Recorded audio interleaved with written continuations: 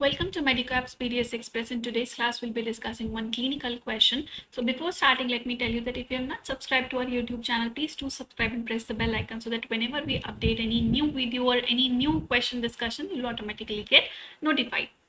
Now let's see this image and the pointer option. So we'll be talking about this pathology. So a 27-year-old male reported to the department with the complaint of pain while swallowing the food. On examination, following is seen, what could be the provisional diagnosis? So what structures lies here? Is the duct for submandibular gland. Submandibular gland, also sublingual gland. So there might be some pathology related to submandibular or the sublingual gland. Now patient is saying he is having pain while swallowing the food. That means there is some problem with the saliva, mouth is dry, or there is saliva which is stuck. So this yellow nidus kind of thing, this is sialolith, because of which the duct is blocked. Now, sialolithiasis, it is the stone in the salivary duct or the salivary gland itself. So, it could be either in the duct or the gland itself. Now, it is formed by the deposition of the calcium salts around a nidus. So, this is the sialolith.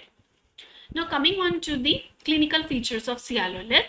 So, there will be moderate to severe pain just before or during or after the meals, because whenever we eat, saliva tends to lubricate the food. So whenever patient is eating, saliva is not coming out, it is blocked, the duct is blocked or the gland is blocked, because of which patient would be having pain while swallowing the food.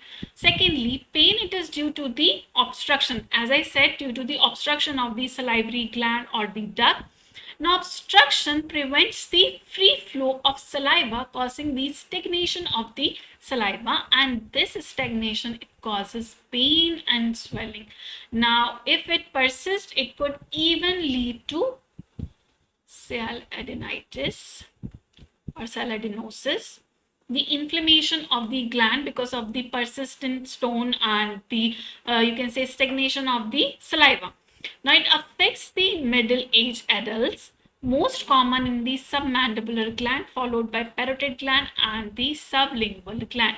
Now, here the salivary content, it is mucus, and that's why the stagnation can happen.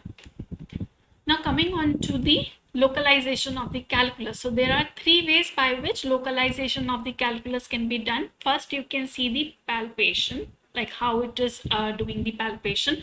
Now this palpation, either it could be with the one hand or it could be bimanual palpation with both the hands, using both the fingers. Secondly, the occlusal radiograph, if at all it is in the mandibular region.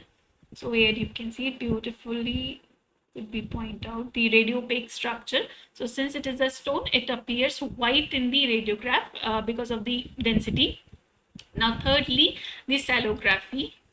So sialography itself is very important, and question can be asked on sialography itself. So even if they're asking about the sialography, you need to describe the sialolith. So here you can see the entire gland, they are having this you can say the structure. You can see the gland took the dye, and the gland, it is appearing like radio opaque. Now after few minutes, what you do, you ask patient to chew the lemon slice. With lemon slice, the iodine which you insert in the tube for sialography, it comes out, and the stone, it takes the dye, and it, you can see it still appear as radio opaque structure. So at that time you can see that this is the sialolith, and you can just localize the position of the sialolith before you are surgically removing it. So all these techniques, they are for the localization of the calculus. Hope you like the class. Also, you can join us on our WhatsApp group. So www.medicoapps.org/groups. So you can join us on WhatsApp using this group. Hope you like the class. Thank you.